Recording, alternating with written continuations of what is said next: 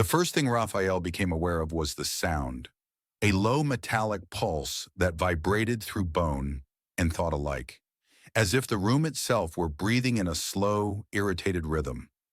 The second thing was that his wrists hurt in a very professional way, the kind of pain that suggested someone with training and a checklist had restrained him.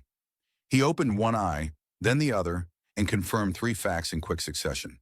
He was alive, he was imprisoned, and this was not how the diplomatic briefing had ended. The cell was carved directly into the interior of a hollowed moon, its walls curved and faintly luminous, etched with Talon collective circuitry that crawled like frozen lightning. Gravity was slightly off, just enough to make standing feel like a suggestion rather than a rule. Raphael tested the restraints with a practice flex and decided, with mild disappointment, that escape would require creativity rather than brute force. He sighed. Creativity always took longer. "You're awake," a calm voice said beside him.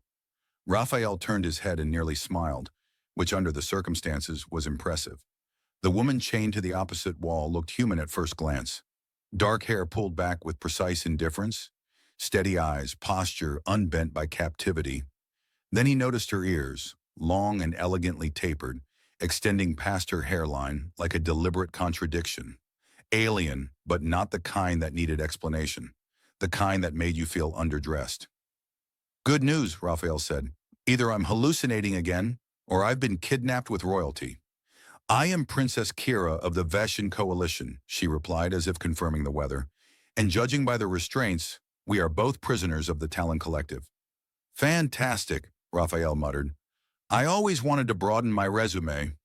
Kyra studied him with open curiosity, her gaze sharp but not unkind. "You are the human intelligence officer, Raphael. Your file suggested you would regain consciousness quickly." "Flattering," he said. "Tell your file it owes me dinner."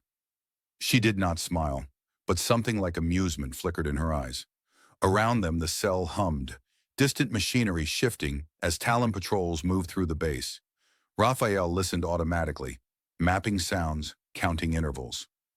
The Talon were efficient, cruel, and fond of psychological pressure. Being chained next to an alien princess was either a nightmare or a very strange opportunity. "How bad is it?" he asked.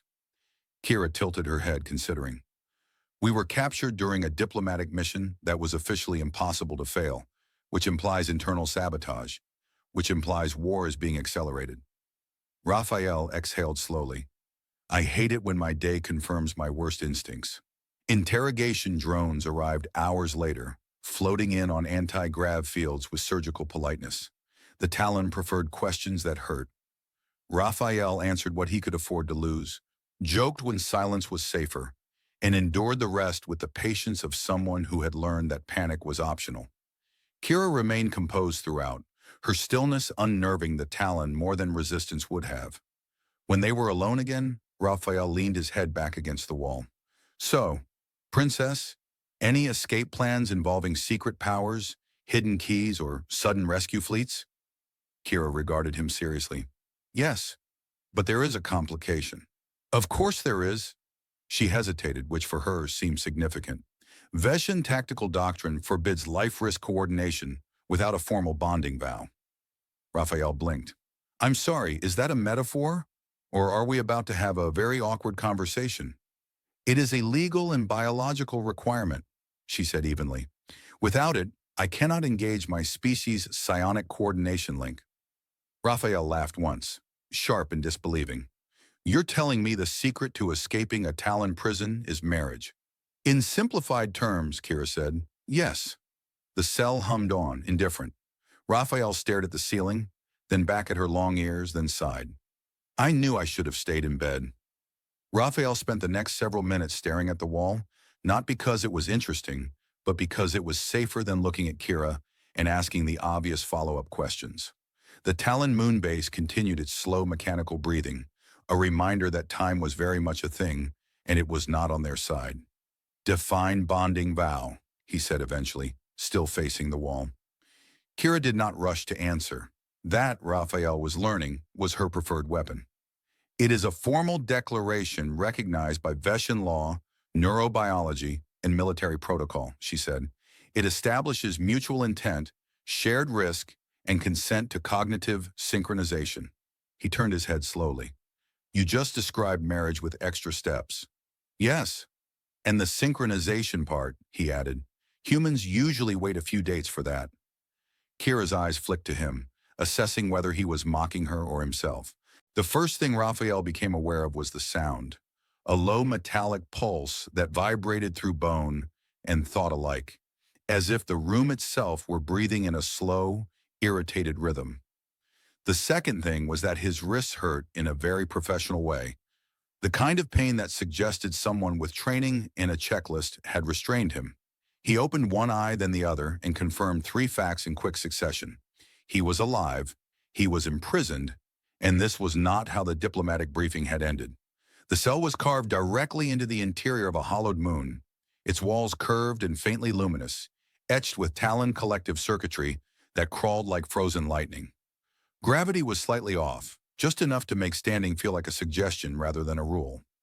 Rafael tested the restraints with a practiced flex and decided, with mild disappointment, that escape would require creativity rather than brute force. He sighed. Creativity always took longer. You're awake, a calm voice said beside him. Rafael turned his head and nearly smiled, which under the circumstances was impressive. The woman chained to the opposite wall looked human at first glance. Dark hair pulled back with precise indifference. Steady eyes, posture unbent by captivity. Then he noticed her ears, long and elegantly tapered, extending past her hairline like a deliberate contradiction. Alien, but not the kind that needed explanation. The kind that made you feel underdressed. Good news, Rafael said. Either I'm hallucinating again, or I've been kidnapped with royalty. I am Princess Kyra of the Veshen Coalition, she replied as if confirming the weather. And judging by the restraints, we are both prisoners of the Talon Collective. Fantastic, Rafael muttered. I always wanted to broaden my resume. Kyra studied him with open curiosity, her gaze sharp but not unkind. You are the human intelligence officer. Rafael, your files suggested you would regain consciousness quickly. Flattering, he said. Tell your file it owes me dinner. She did not smile, but something like amusement flickered in her eyes. Around them, the cell hummed, distant machinery shifting as Talon patrols moved through the base.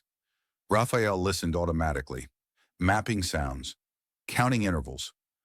The Talon were efficient, cruel, and fond of psychological pressure. Being chained next to an alien princess was either a nightmare or a very strange opportunity. How bad is it? He asked. Kyra tilted her head, considering. We were captured during a diplomatic mission that was officially impossible to fail, which implies internal sabotage, which implies war is being accelerated. Rafael exhaled slowly. I hate it when my day confirms my worst instincts. Interrogation drones arrived hours later, floating in on anti-grav fields with surgical politeness. The Talon preferred questions that hurt. Rafael answered what he could afford to lose, joked when silence was safer, and endured the rest with the patience of someone who had learned that panic was optional. Kyra remained composed throughout, her stillness unnerving the Talon more than resistance would have. When they were alone again, Rafael leaned his head back against the wall. So, Princess, any escape plans involving secret powers, hidden keys, or sudden rescue fleets? Kyra regarded him seriously. Yes, but there is a complication. Of course there is. She hesitated, which for her seemed significant. Veshen tactical doctrine forbids life-risk coordination without a formal bonding vow. Rafael blinked. I'm sorry, is that a metaphor? Or are we about to have a very awkward conversation? It is a legal and biological requirement, she said evenly. Without it, I cannot engage my species' psionic coordination link. Rafael laughed once, sharp and disbelieving. You're telling me the secret to escaping a Talon prison is marriage. In simplified terms, Kyra said, yes. The cell hummed on, indifferent. Rafael stared at the ceiling, then back at her long ears, then sighed. I knew I should have stayed in bed. Rafael spent the next several minutes staring at the wall, not because it was interesting, but because it was safer than looking at Kyra and asking the obvious follow-up questions. The Talon moon base continued its slow mechanical breathing, a reminder that time was very much a thing, and it was not on their side. "Define bonding vow," he said eventually, still facing the wall. Kyra did not rush to answer. That, Rafael was learning, was her preferred weapon. "It is a formal declaration recognized by Veshen law, neurobiology, and military protocol," she said. "It establishes mutual intent, shared risk, and consent to cognitive synchronization." He turned his head slowly. "You just described marriage with extra steps." "Yes, and the synchronization part," he added. "Humans usually wait a few dates for that." Kyra's eyes flicked to him, assessing whether he was mocking her or himself. Rafael grabbed a rung, felt the gravity invert, and suddenly found himself hanging upside down while Kyra stood on what was technically the ceiling. This, he decided, was not the strangest thing he had experienced today, but it was making a strong attempt. "You're remarkably adaptable," Kyra noted, bracing herself as the gravity shifted again. "Years of training," Rafael said. "Also a deep fear of dying in embarrassing ways." They moved through the shaft in bursts, timing gravity flips with the bond guiding them, until Kyra paused abruptly. Through the link, Rafael felt it before he saw it. A Talon patrol ahead, cloaked but not silent, their biosignatures pulsing in disciplined formation. "3, he thought. "4, Kyra corrected. "1 is masked." "Of course there is." They did not have the weapons for a clean fight. What they had was access to an environmental control panel and a shared awareness sharp enough to exploit it. Kyra flooded the corridor ahead with a localized gravity swell, just enough to pin 2 Talon soldiers in place. Rafael followed with a power surge that overloaded their exoskeletal joints, sending them collapsing like very angry statues. The masked Talon reacted faster, raising a weapon that hummed with antimatter containment. Rafael swore and lunged, feeling Kyra's intent merge with his own. She adjusted the gravity vector mid-stride, turning his reckless leap into a controlled arc. He collided with the Talon soldier, they spun, and the antimatter bolt fired harmlessly into the wall, carving a hole that glowed like a wounded star. They separated hard. Rafael rolled, came up bleeding, laughing despite himself. "Okay," he said. "That was objectively cool." Kyra did not respond immediately. Through the link, he felt her focus narrow, her emotions sharpen into something cold and efficient. She disabled the Talon soldier with a precise neural pulse that left him unconscious and breathing. "We cannot linger," she said aloud now. "The base has adapted to our pattern." "Story of my life," Rafael replied. They reached a hangar bay not long after, its massive doors partially open to the void, emergency shields shimmering under stress. A Talon shuttle sat on the deck, sleek and hostile, its systems still warm. Kyra stopped, suddenly very still.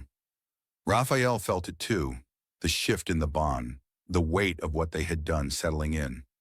The vow was no longer theoretical. The link was no longer optional. Whatever happened next would echo beyond this base. "We can take it," Rafael said softly. "Yes," Kyra replied. "But when we leave, the Talon will know, and my people will know." Rafael glanced at her, at the long ears that marked her as alien, despite everything else that felt strangely familiar. "You going to regret this?" Through the bond, he felt something unexpected, resolve, layered with a hint of dry humor.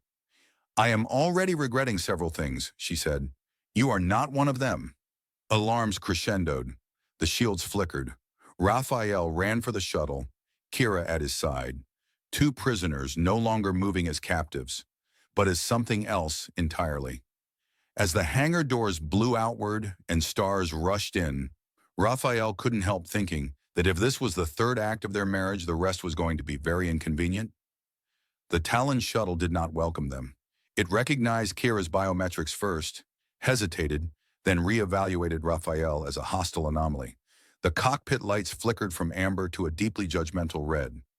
Rafael slid into the pilot seat anyway, hands moving on instinct as the canopy sealed and the hangar's emergency shields began to fail in sheets of shimmering light. "The interface is resisting you," Kyra said, already strapping herself in beside him. "I can feel that," Rafael replied, jacking a neural cable into the console. "It's got opinions." Through the bond, Kyra fed him fragments of Veshen tactical data, enough to confuse the shuttle's threat assessment algorithms. The Talon liked rigid hierarchies. The concept of a bonded human Veshen pair confused it deeply. The engines screamed to life as gravity collapsed inward. The shuttle lurched forward just as the hangar decompressed behind them, Talon fighters peeling off from their cradles like shards of metal given intent. Rafael punched the throttle and laughed, a short bark of disbelief.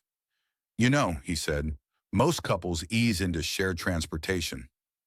Kyra did not answer verbally. Instead, her focus sharpened through the bond, threading anticipation into his reflexes. He rolled the shuttle hard, barely missing a plasma net that crackled where their engines had been a moment earlier. Stars smeared into lines. Alarms layered themselves into a frantic chorus. The Talon pursuit was relentless, precise, and deeply offended. "They are adjusting their vectors," Kyra said. "They assume predictable evasive behavior." "Well," Rafael said, "that's their first mistake." He killed the engines. For half a second, the shuttle became a dead thing, drifting in open space as Talon fighters overshot, their targeting systems scrambling. Kyra flooded the shuttle's hull with Veshen energy signatures through the bond, masking their presence long enough for Rafael to reboot the engines in reverse polarity. They dropped downward into the moon's shadow, gravity folding around them like a clenched fist. Kyra's composure finally cracked into something like exhilaration. Rafael felt it bleed through the bond, bright and sharp. "You enjoy this," she observed. "I enjoy not dying," he said. "The rest is a bonus." A Talon interceptor clipped their starboard side, spinning them hard. Rafael grunted, ribs protesting. Kyra steadied the craft with a manual override, her movements precise despite the chaos. "Your piloting technique is inefficient," she said. "And yet," Rafael replied, "we're still alive." The interceptor exploded moments later, torn apart by its own overcorrected gravity field. Rafael did not look back. He rarely did. Looking back tended to invite regret.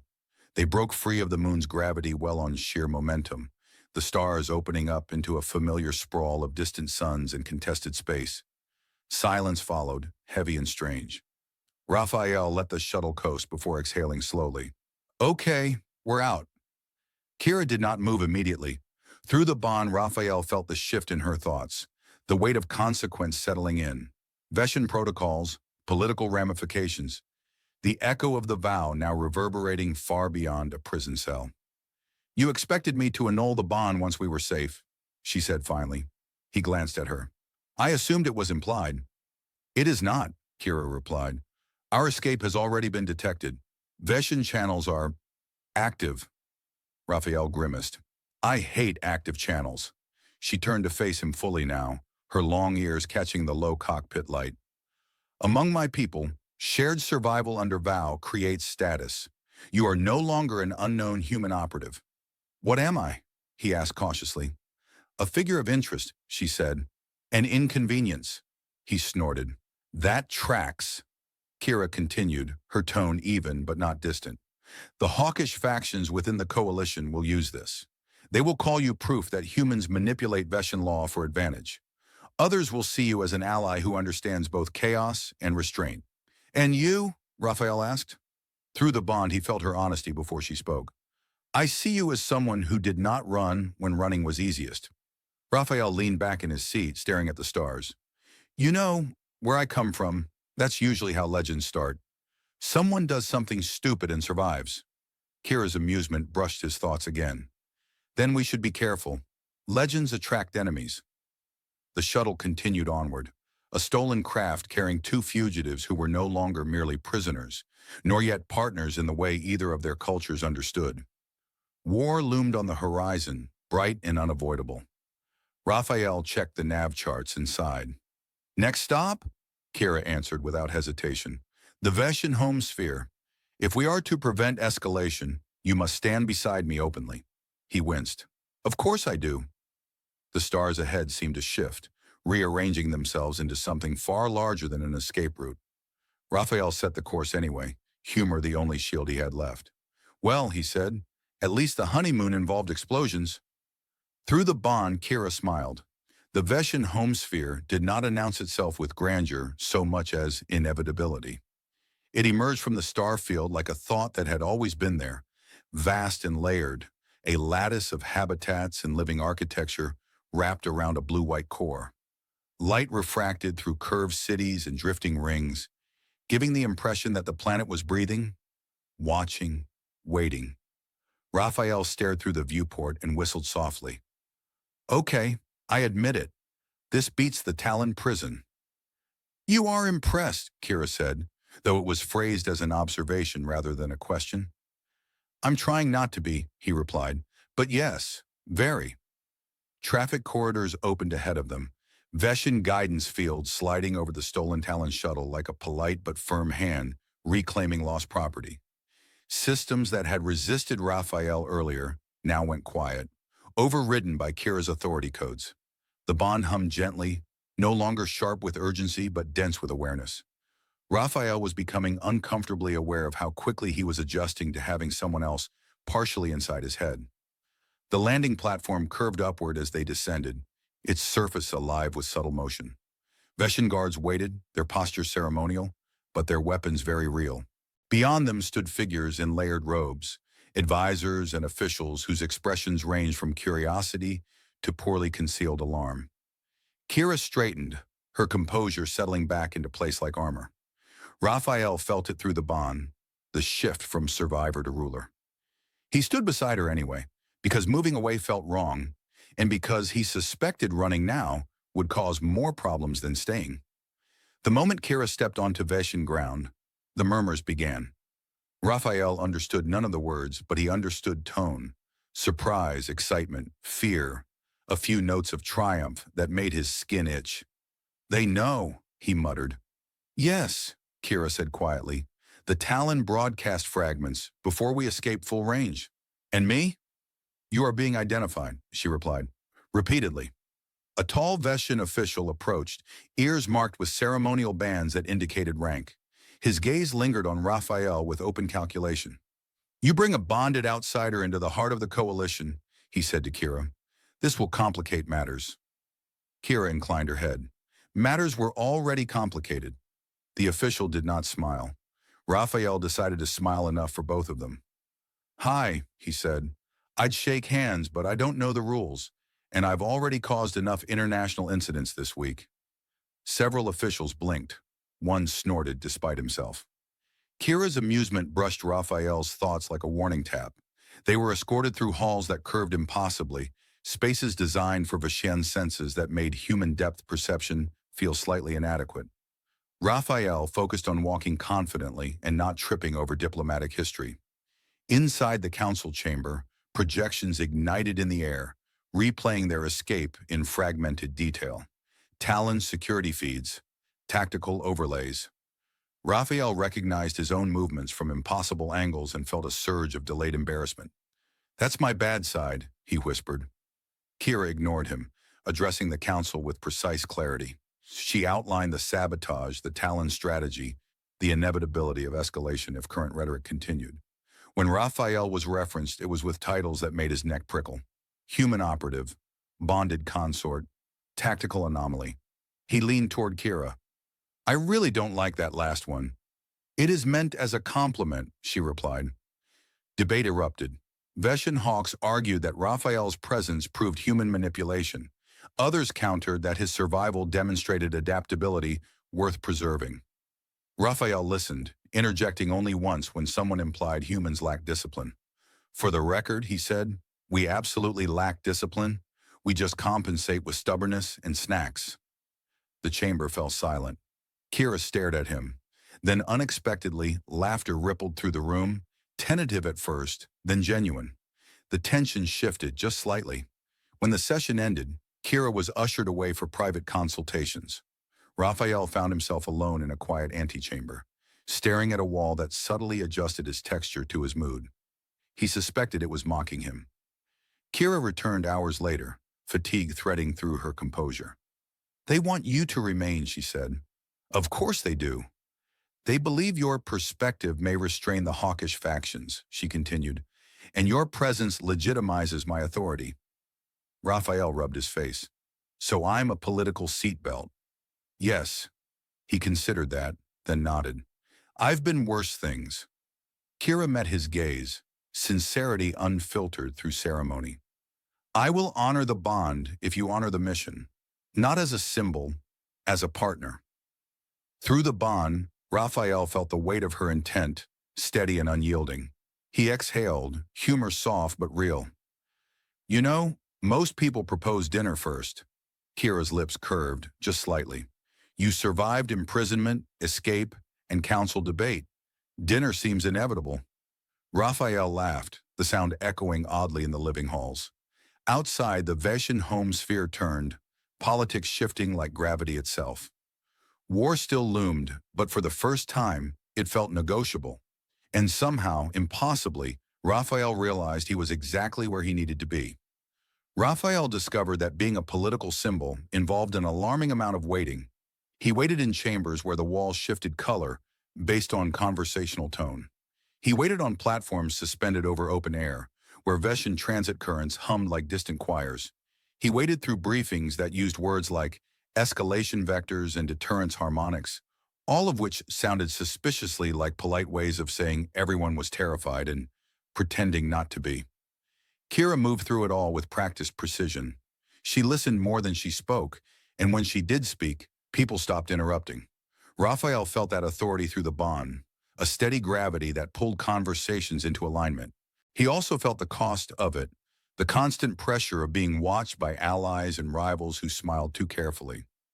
During one particularly long council adjournment, Rafael leaned against a railing overlooking the inner sphere and muttered, "So this is royal life.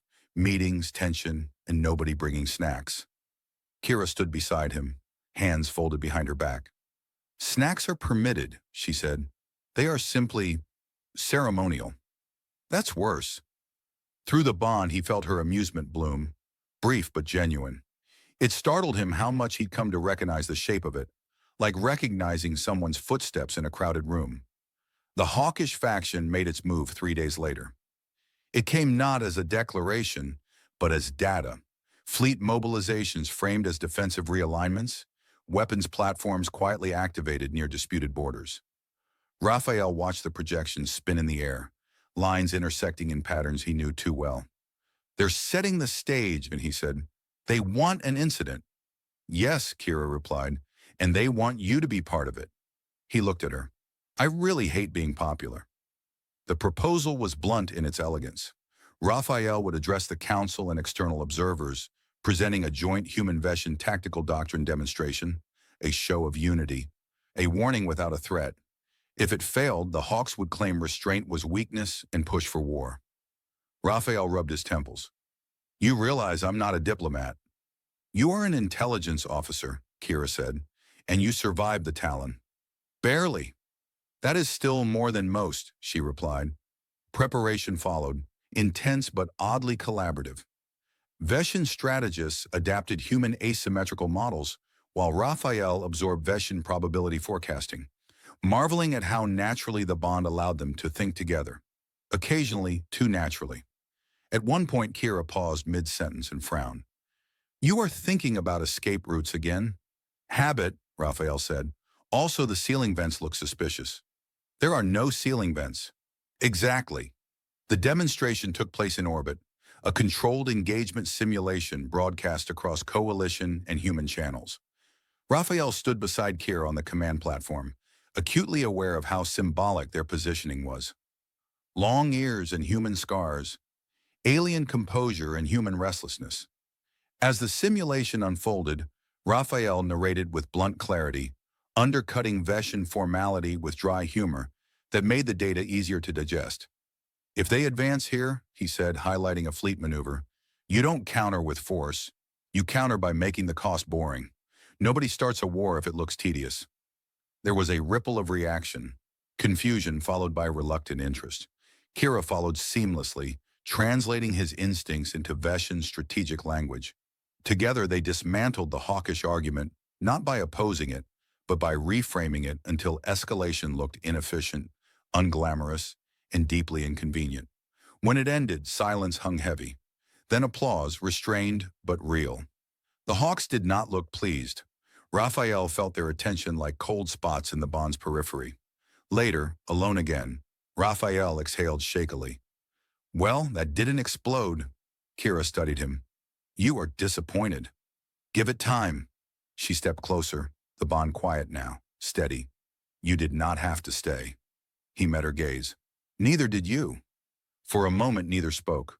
The weight of what they were doing, what they had become, pressed in. Not prisoners, not symbols alone. Something in between.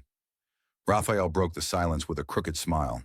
So, if we survive the next few weeks without anyone trying to assassinate me, does that count as success? Kyra considered. Among my people, that would be considered an excellent start. He laughed, tension easing, just a fraction. Outside, fleets held position.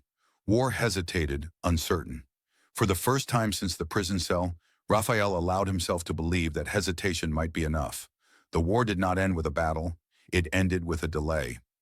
Rafael learned this while standing in a quiet observation chamber overlooking the Veshen homesphere's outer ring.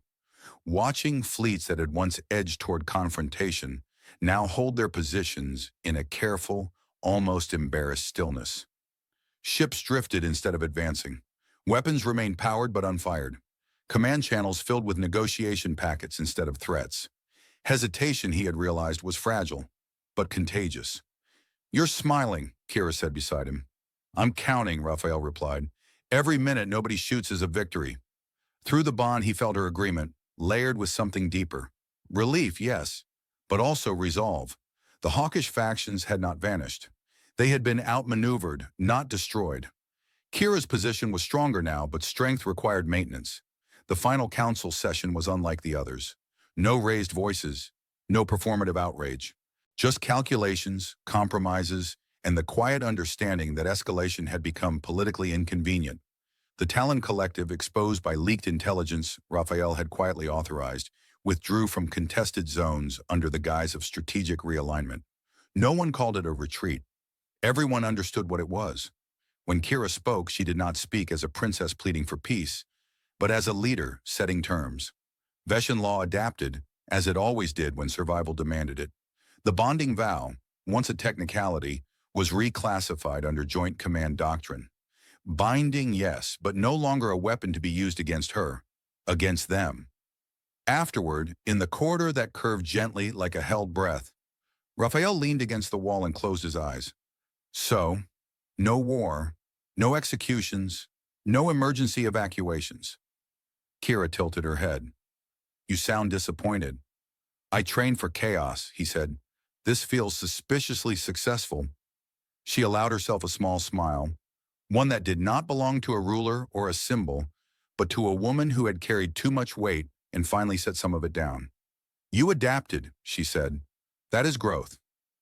Rafael opened his eyes and looked at her long ears, at the familiar alien detail that no longer felt like a dividing line. You know, he said, when this started, I thought the bond was just a tool. And now? Kyra asked. He considered. Now it feels like context. I don't just react anymore. I see consequences. Through the bond, she felt his honesty and let him feel hers in return. She had begun this journey calculating outcomes. She would end it choosing them. The legal formalities came last, stripped of spectacle. No grand ceremony, no declarations broadcast across systems, just two signatures, one Veshen, one human, recorded in both cultures' archives. The marriage, once a loophole, became what neither of them had expected, a stable constant. Later, much later, Rafael stood with Kyra on a balcony overlooking the luminous curve of the sphere. The stars beyond felt quieter now. So, he said, hands resting on the railing, what happens to the legendary human consort? Kyra considered him. He advises, he questions, he makes inappropriate jokes at critical moments. Ah, Rafael nodded, a respected position. And he stays, she added, if he chooses. Rafael exhaled slowly. The old version of himself would have looked for exits, contingency plans, an excuse to disappear back into the shadows. That instinct was still there, but it no longer ruled him. I think, he said carefully, I'm done running from things just because they're complicated. Kyra turned to face him fully. Then we are aligned. A pause followed, comfortable, earned. Rafael broke it, as he always did. Just to be clear, Next crisis. Can we skip the imprisonment phase? Kyra's amusement flowed through the bond, warm and unmistakable. I will add it to the agenda. The fleets remained where they were. The war that had seemed inevitable became a case study instead of a casualty report. And somewhere between a prison cell and a council chamber, Rafael had become someone who didn't just survive history, but helped redirect it. He stood beside Kyra as the sphere rotated beneath him, no longer a prisoner, no longer an anomaly, but a partner in a future that felt, for the first time, intentionally chosen.